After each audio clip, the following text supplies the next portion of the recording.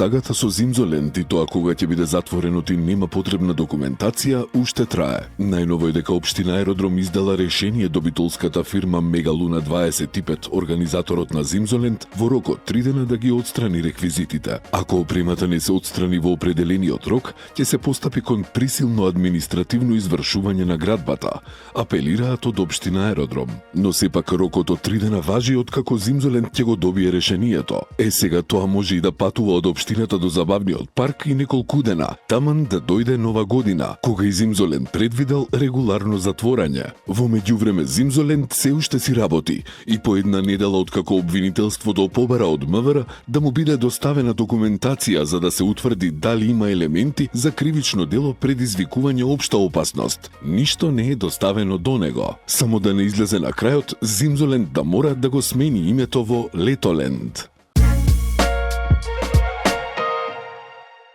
Загадениот воздух малку се повлече. Имено концентрациите на PM10 частичките во Скопје и во Струмица се под прагот од 150 милиграми на кубен метар. Со самото тоа престануваат да важат мерките и препораките, информира Министерството за животна средина и просторно планирање. Согласно податоците од Државниот автоматски мониторинг систем на ден 22.12.2025, среднодневните концентрации на PM10 се под дефинираниот праг на алармирање од 150 милиграми на метар кубен и епизодата со надминување на прагот на алармирање за PM10 честички е прекината во Скопје и Струмица, соопшти Министерството. Со тоа мерките и препораките за надминат праг на алармирање се прекинуваат. Сепак, тоа не значи дека не треба институциите да размислуваат и делуваат околу долгорочните мерки за спречување на загадувањето. На скопските улици има пречесто насилство и разбојништва. Еве како илустрација неколку случаи само од завчера. Скопјанец бил нападнат и претепан на средно водно по недоразбирање во сообраќајот. Нападот го извршило едно лице. Истиот ден рано утрото, во казино на подрачјето на Општина Аеродром, едно лице со закана кон вработената одзело пари од дневниот промет. Се трага по разбојникот. Завчера е нападнат дури и полицаец. Вооружен странец пред ноќен клуб во градскиот парк го нападнал службеникот на МВР кој се обидел да го легитимира. Со удари со тупаници му нанел телесна повреда на полицаецот. Истиот ден на 21.12.2025 на пат кон Драчево, на едно возило му било попречен патот од две други возила и неколку лица со тврди предмети го нападнале и натепале возачот на пресретнатиот автомобил. Сето ова загрижува. Сейф Сити ги смирува збеснатите возачи, но што со насилниците и разбојниците? Главниот град мора да биде подобро мониториран од МВР. Повеќе полициски патроли низ градот се нужни за да се спречи големото нарушување на јавната безбедност. Утрово во заедничка акција со полицијата, Општина Газибаба урна дивоградба на која сопственикот продолжил со градежни активности и покрај издадено решение за запирање на градбата. Како што објасни градоначалникот Бобан Стевковски, станува збор за објект кој во моментот на интервенцијата беше во приземје, карабина фаза. Акцијата започна во 5 часот наутро. Инаку дополнително, како што објасни Стевковски, била спречена и изградба на уште 2 нови објекти кои биле во почетна фаза со ископани темели на истата локација веднаш до објектот што се рушеше. Општина Аеродром воведува нов анонимен систем со кој граѓаните директно можат да ја оценуваат работата на општината и вработените, со цел поголема транспарентност и подобрување на услугите.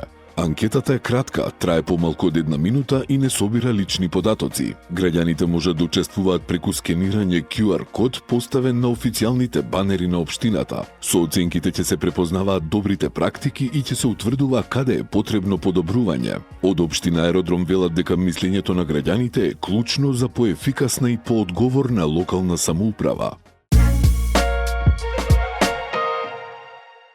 Тридневна празнична манифестација новогодишна приказна од 28 до 30 декември ќе организира Општина Кисела Вода во паркот Шопен. Во рамки на прославата посетителите ќе имаат можност да уживаат во настапите на повеќе македонски пејачи, а паркот ќе биде празнично уреден, со поставени новогодишни куќарки и содржини наменети за посетителите. Посебно внимание ќе биде посветено и на најмладите, а бесплатни новогодишни пакетчиња ќе добијат сите дечиња од општината. На економскиот факултет при Универзитетот Свети Кирил и Методи во Скопје, ученици и наставници од средните училишта започнаа изработка на бизнис планови за отворање реални училишни компании. Денеска таму почна дводневен хакатон, а учесниците работат под менторство на професори и студенти од факултетот. Целта е учениците да добијат повеќе практична настава и предприемачки вештини, а со новиот модел училиштата ќе можат да станат самоодржливи. Во моментов има 7 регионални центри за средно стручно образование низ државава, а до крајот на 2027 година ќе биде отворен и 8-миот последен кој ќе биде во Скопје.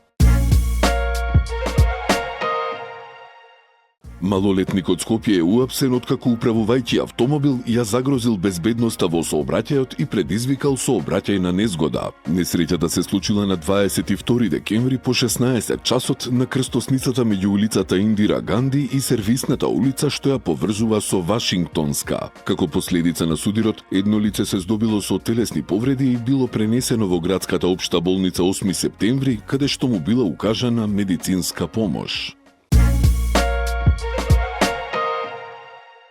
Од 24 до 28 декември, скопјани ќе може да уживаат во внимателно одбрани стритфуд брендови во рамките на Винтер фестивал, кој ќе се организира од утре до 28 декември на просторот пред спортскиот центар Борис Трајковски. Настаните во работните денови ќе започнуваат од 18 часот, а за време на викенд од 12 и ќе траат до полноќ. Фестивалот ќе биде збогатен со динамична музичка програма, со настапи на бендови, диџеи и артисти кои ќе се грижат за празничната енергија секоја вечер.